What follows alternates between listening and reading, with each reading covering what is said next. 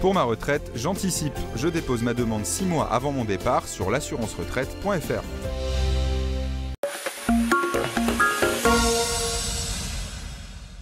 Aujourd'hui, je suis à Provins et c'est Charlotte qui m'a donné le prénom de Daniel. Daniel, vous allez voir, c'est un artiste peintre au grand cœur.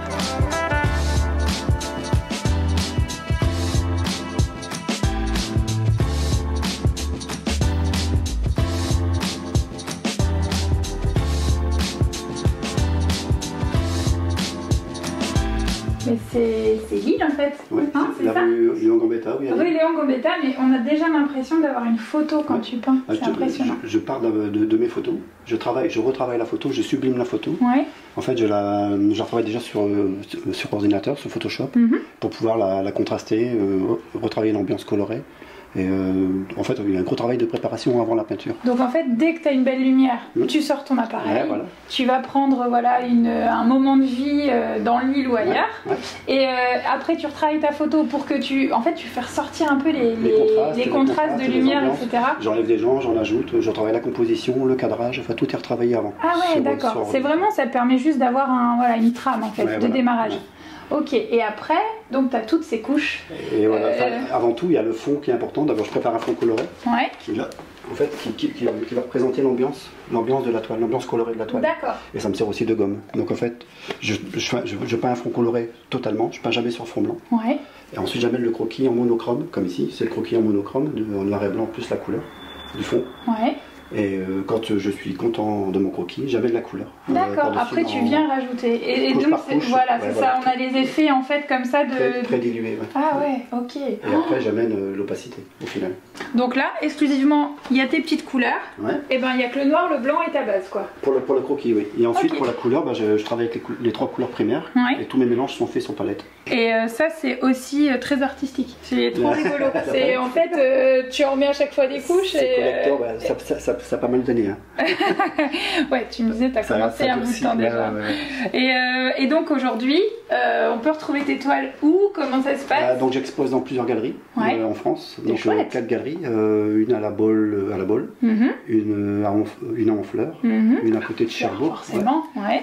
Et une à Toulouse. Super, ok. Et ça c'est depuis 2007? Depuis 2007, oui. Comme quoi, hein? Ouais. Déjà, tu as fait un sacré petit bonhomme de chemin.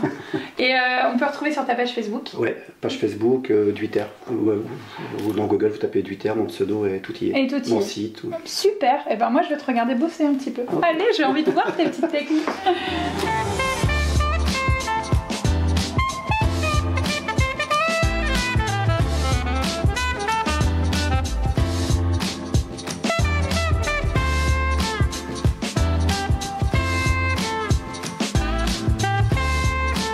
Alors Daniel, ce sera peut-être ton futur atelier. J'espère bien. Mais il y a du boulot quand même. Il y a du boulot, il y a pas mal de boulot. Ouais. Alors tu m'as dit, en plus de ça, en plus de d'avoir ces talents, tu l'offres aussi aux autres. Quelques dons, notamment avec Digeste Science. Ouais, Digeste Science. Une fondation qui est sur la recherche sur les maladies de Crohn, les maladies digestives. Ouais, donc en fait tu as vendu une toile aux enchères. Ouais, voilà.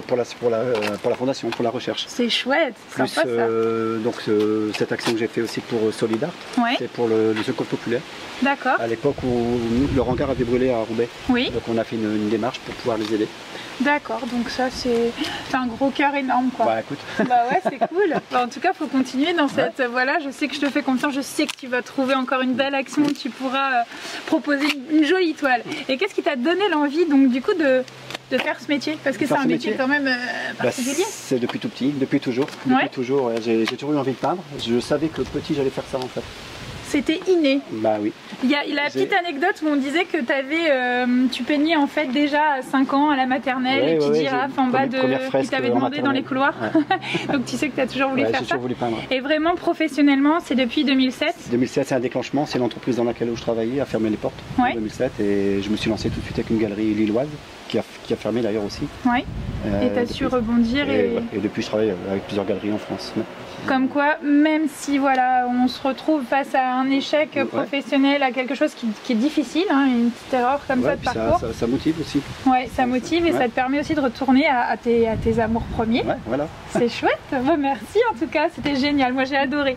Si vous aussi vous connaissez des gens formidables ou incroyables, comme Daniel, n'hésitez pas à vous laisser un petit message sur la page Facebook de WEO. Je me ferai un grand plaisir de venir à votre rencontre. Je vous dis à très bientôt sur WEO. Salut, salut. Salut.